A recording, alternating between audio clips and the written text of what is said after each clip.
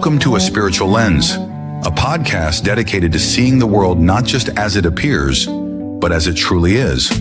A spiritual lens is where we will begin to unpack profound insights, helping you to look beyond the surface and discover the underlying truths that shape our lives. If you've ever felt there's more to life than what meets the eye, you've found your community. Join us as we learn to see the world and ourselves through a spiritual lens. Here's our instructor, Omari Jahi.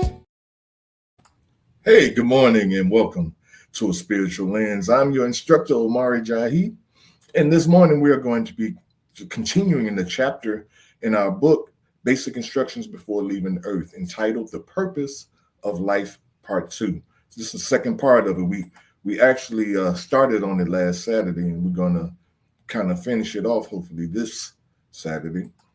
And we thank you all for tuning in.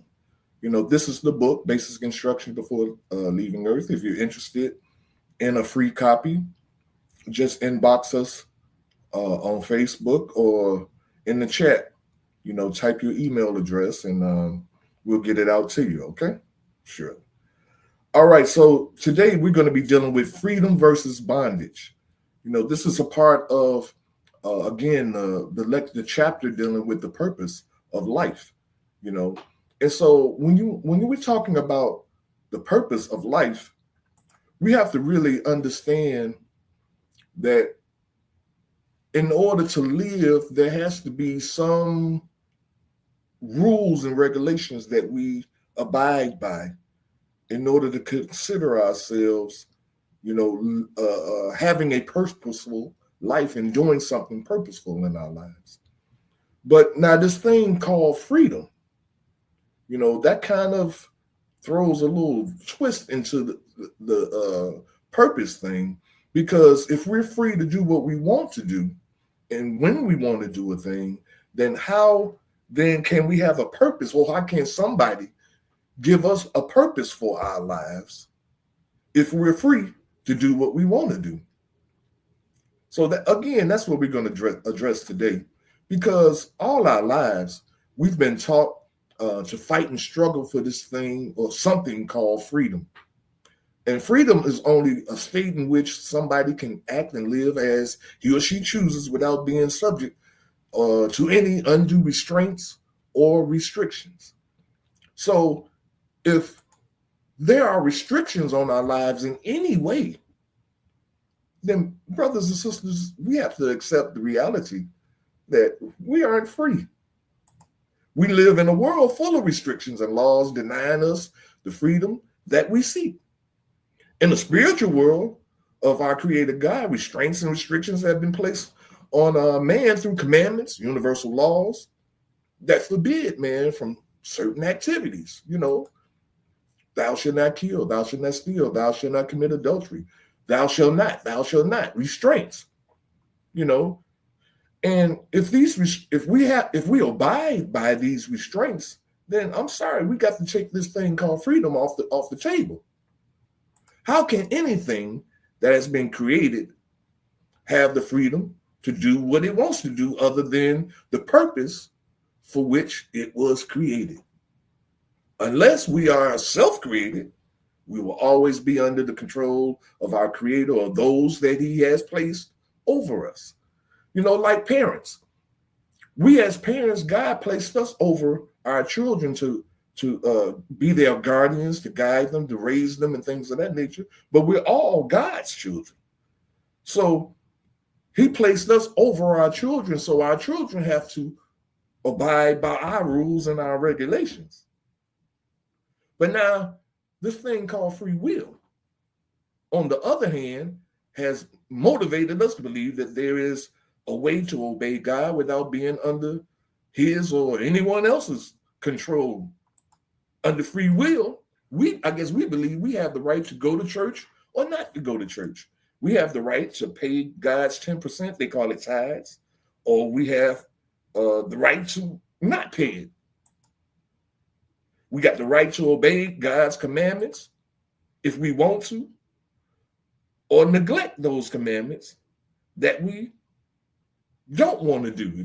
There are certain rules like I'll just give you one for example. The thou shalt not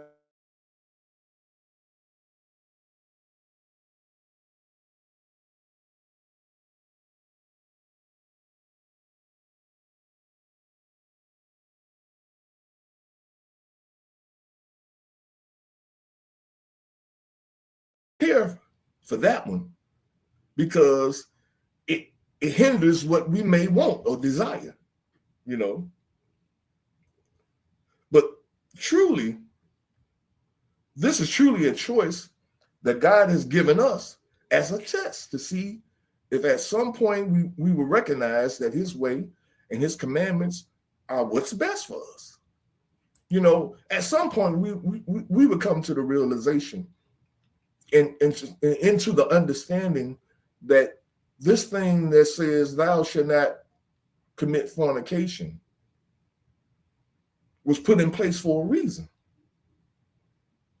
But if we don't live our lives and keep our minds open to learning the lessons of life, then we go through life just haphazardly. We ain't trying to learn no lessons. We ain't trying to do nothing. We just having fun, right? When we chase after this thing called freedom, as if we were a horse with a carrot dangling in front of us, we never find that freedom. We find ourselves serving some master at every turn. To serve God is to be free indeed, but to serve Satan is to be of the world and is to be in bondage for sure.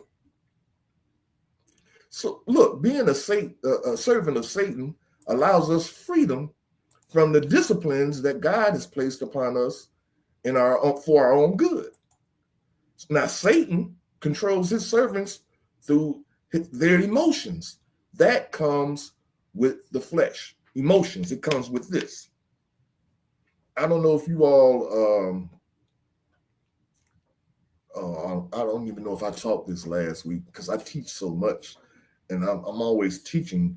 But just in case you didn't know that we, human beings, you and I, this flesh, this thing right here, this is like a car, a vehicle. When you get in your car and you drive from one place to another, from A to B,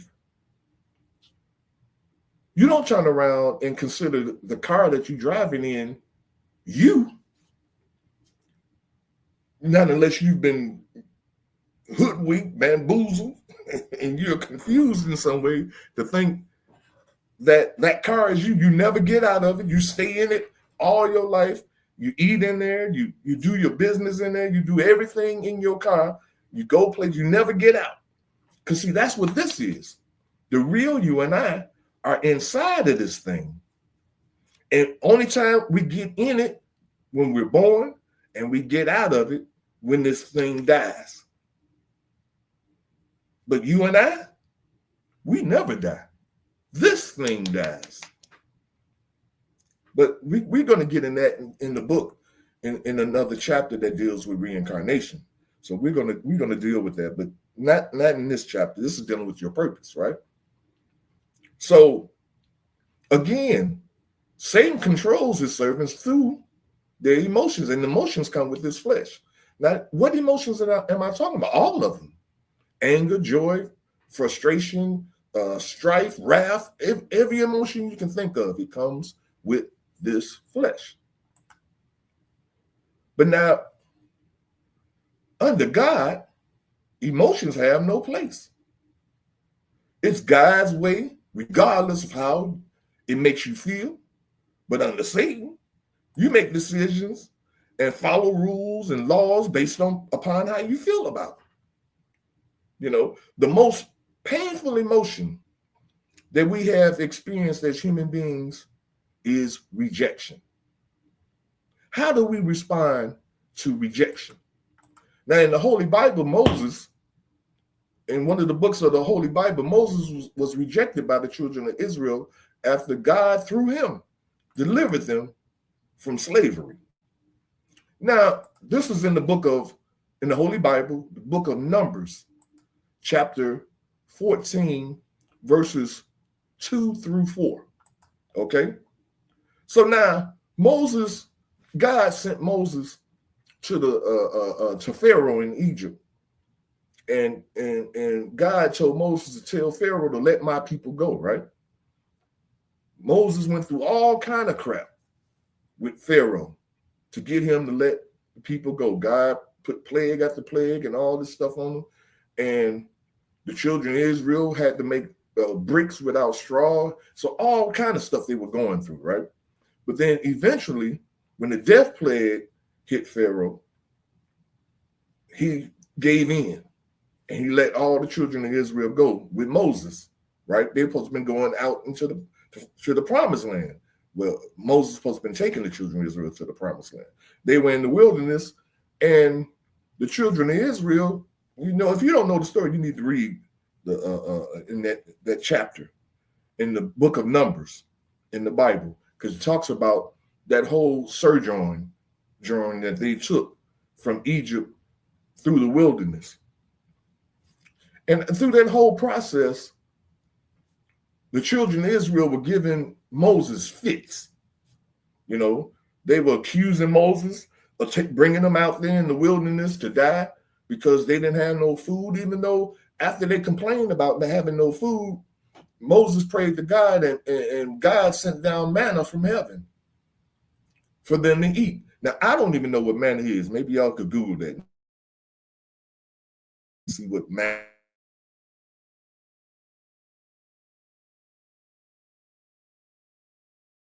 Right? But now, how do you think Moses felt after all he did, to get the children of Israel freed from the bondage that they were in under Pharaoh? Now they free now. I guess they're free to go off on Moses. They wasn't going off on Pharaoh though, because Pharaoh would have got that butt. He would have chopped some heads or whatever. But now they free, and they was giving Moses fits. How do you think that made Moses feel? Because we're talking about rejection, right? How do you think Moses felt being rejected by the people he was sent to save? How do you think Jesus felt? Well, we're going to get there, but how would you feel? How would it have made you feel if you was in Moses' position and they began to treat you like that after all you had done? Another Bible story dealing with Joseph was rejected by his brothers, his own flesh and blood, who out of jealousy and envy sold their brother into slavery. Now, this is in a Holy Bible, in the book of Genesis, chapter 37, verses 12 through 36. Again, that's Genesis 37, 12 through 36. Now, how do you think Joseph felt about his own brothers out of jealousy? They threw him in a hole like a whale and told their father that a lion had killed him, and then went back and sold him to some people that were coming by, sold him as a slave to them and got paid. Now, how do you think Joseph felt? How would you have felt if that was you, your brothers and your sisters or whatever had sold you into slavery? See, rejection is not a good feeling when especially when it's your own that's rejecting you. David was rejected by King Saul. He sought to kill David out of envy and jealousy. Now, this is in the Holy Bible, 1 Samuel 18, verse 25. Again, that's 1 Samuel, out of the Holy Bible, 1 Samuel 18, 25. Now, Samuel was a soldier in King Saul's army. And Samuel was a great warrior. And people were starting to sing. I mean, not Samuel, I'm sorry. That's the book of Samuel. I'm talking about David. I'm getting all mixed up. But David was a warrior in Saul's army. And David was killing millions of soldiers in the war. And Saul was killing his numbers of people too. But they were saying Saul was killing hundreds, but David was killing thousands. So the people were singing David's praise, and Saul got kind of envious and jealous and was wondering, like, hey, what's going on here? I'm the king. How are you singing his praise? He just one of my soldiers. You singing his praises like he's a better man than me. And so Saul turned on David and sought to kill him, sent soldiers out after him. The same soldiers that he fought next to, sent them out to kill David. Now, how do you think that made David feel? How would it have made you feel if somebody that you fought for all of a sudden turned on you because people were singing your praise more than they were singing his and decided to have you taken out? How would that make you feel? See, this thing called rejection is very, very, very vital to understanding who we are and our purpose in life. The last story that I got for you in the Holy Bible is dealing with Jesus. Jesus was rejected by his own people who called for his crucifixion after all the great miracles that he had performed. Now, this is in the Holy Bible, the book of Matthew. I think that's the New Testament. Yeah, the book of Matthew, the 27th chapter, verses 22 through 23. Now, these people, Jesus came to save them, just like Moses had came to save the children of Israel out of Egypt, right? He came to save them. And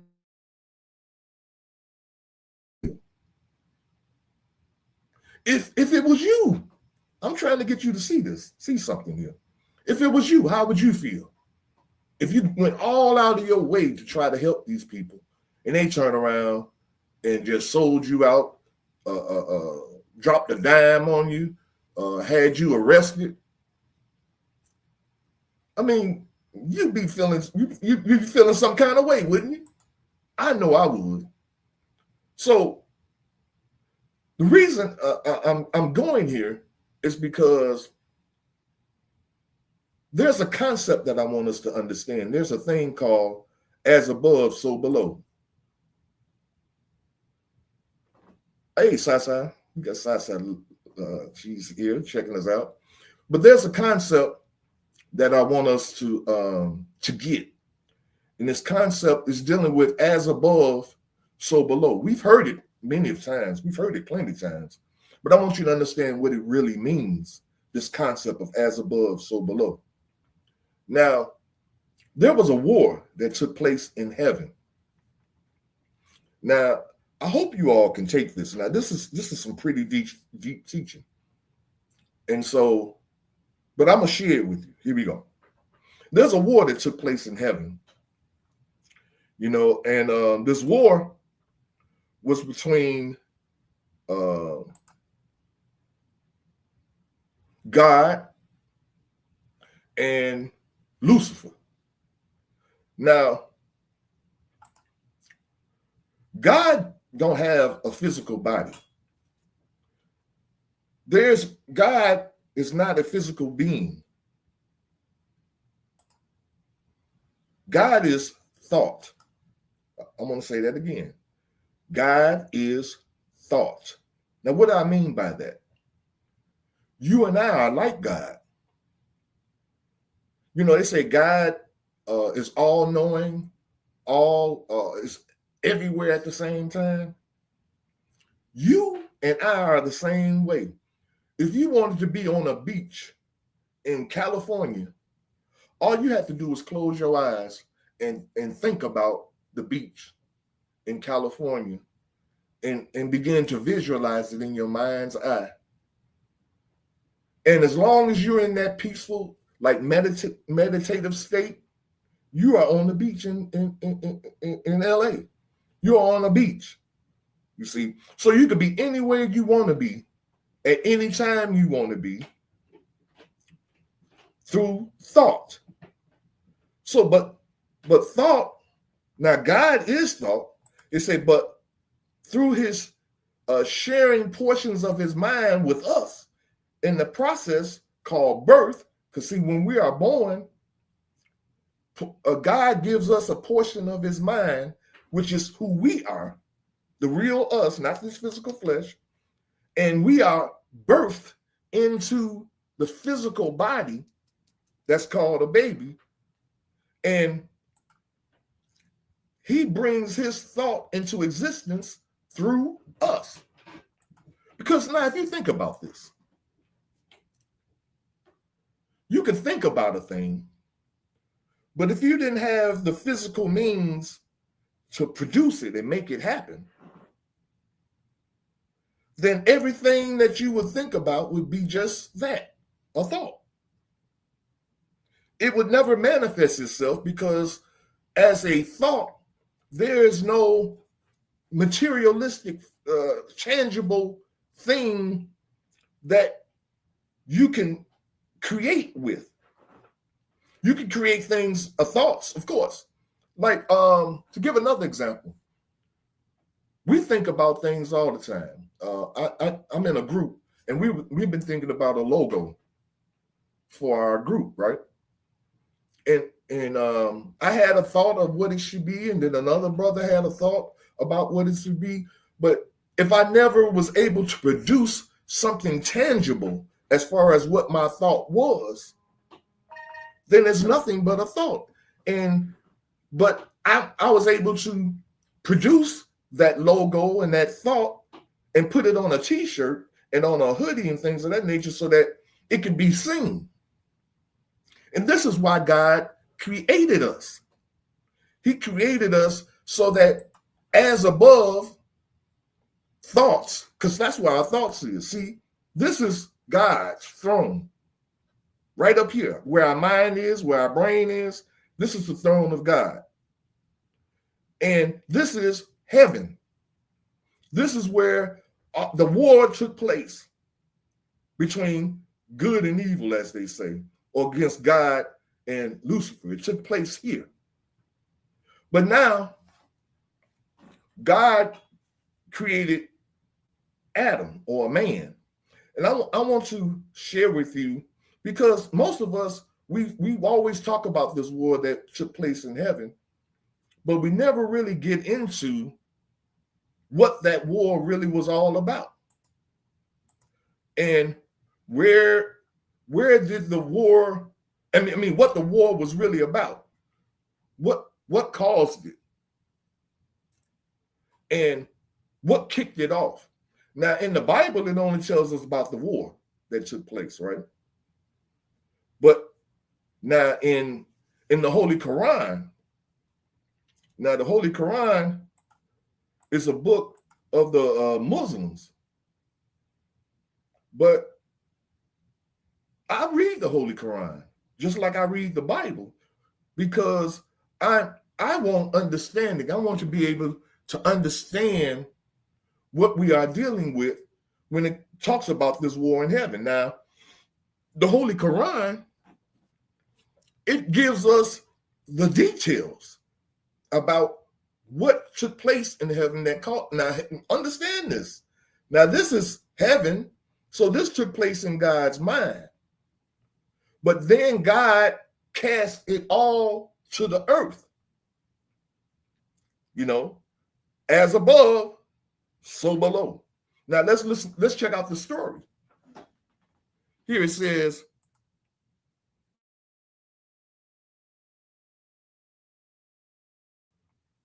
when all right, here we go. It says, when your Lord said to the angels, I am placing a successor in the earth. Now, this is God talking to the angels, right? He said, I'm putting a successor in the earth. Now, do you know what a successor is? Just like when you have a king, and if the king dies, somebody has to be the successor of the king and follow the king to be the ruler, right? So God's saying, I'm putting the successor on the earth. And the angel says, will you place in it someone who will cause corruption in it and shed blood? While we declare your praise and sanctify you, he said, I know what you know not. God told the angels, I know what you know not. Because the angel said, well, if you put somebody, a successor in the earth, all they're going to do is shed blood and cause corruption. And in verse 31, it says, and he, talking about God, he taught Adam the names, all of them. Then he presented them to the angels and said, tell me the names of these if you are sincere. So God taught Adam the names of everything. Everything that he created, he taught Adam their names, what their names are. And then he went to the angels.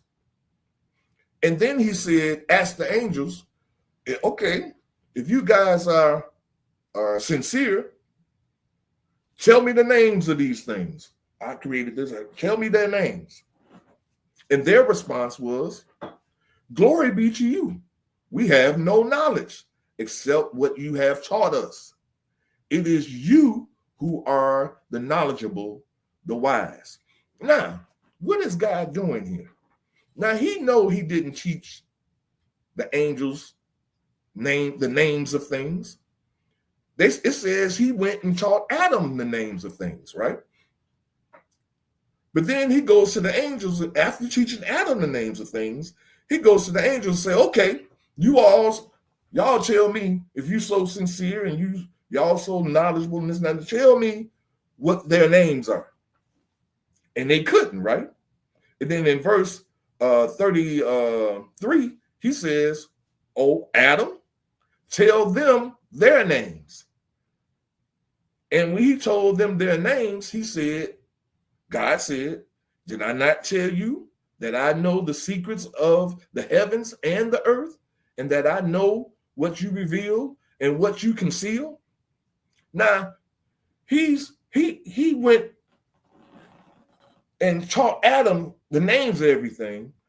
He brings Adam before the angels, and then he says, okay, angels, tell me the names of everything. And they couldn't, right? Then he tells Adam, well, tell them their names. And he tells them their names. Because why? God taught him what their names were. So now, how do you think the angels felt? How do you think they felt? Because the angels know that if Adam knew their names, the only way he was going to know their names is that God taught him their names.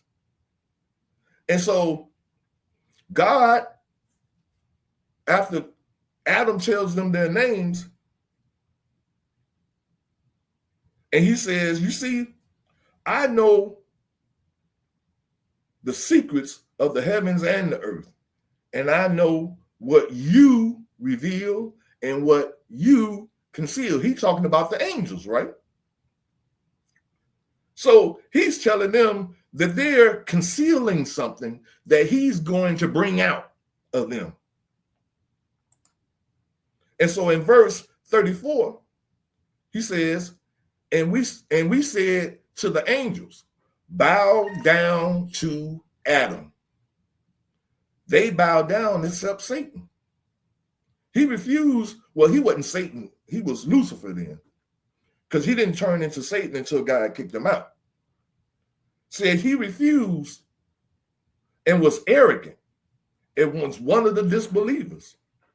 See, what God was doing, he was bringing out this arrogance that he knew was